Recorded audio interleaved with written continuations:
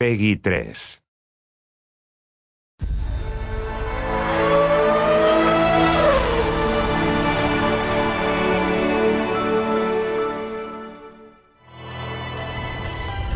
Welcome to the second developer diary for F1 2011.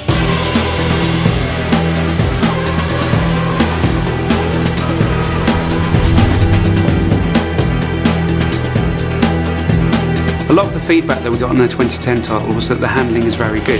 For me, that's obviously the thing I want to try and correct as much as possible and improve. It's not a case of transferring what we'd learned from 10 and just putting it back into 11. The suspension has changed completely. The aero's been updated. You can feel more involved with the car now. So the fundamental race experience is different now for qualifying than it is for the race. Qualifying's about those golden 2 laps, getting it right, hanging the car out there, really pushing it, really attacking the curbs, which you couldn't do last year. You can in 11. If you see a driver locking up under braking and smoke coming off the tyres, you can do that in the game. You've got a lot more mechanical grip basically available to you, and you can feel that in the slow speed corners.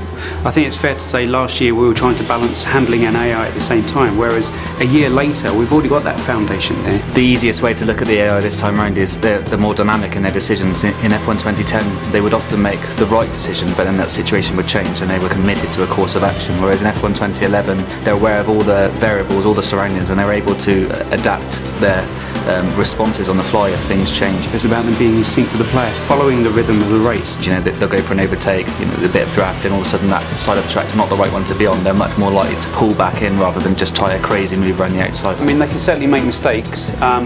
A driver can put too much throttle on coming out of a corner and spin out. There is a fairly complex system in the background that talks about the kind of gaps that they'd be willing to go for when they're trying to overtake, how quickly they'll put the throttle on. Like, some drivers are smoother than others. The AI is tougher. It's a lot more realistic. You're fighting with them a lot more, and they're faster. It's a lot of fun. The handling's much better than last year. There's a lot more control than there used to be with the oversteer and the understeer. You can really feel the car and also save it if you get a bit of a moment. So now you can race nose to tail at such extreme speeds. It really brings the race alive. As each incarnation of the game comes along, you see big steps, and we've definitely seen a big step in this one.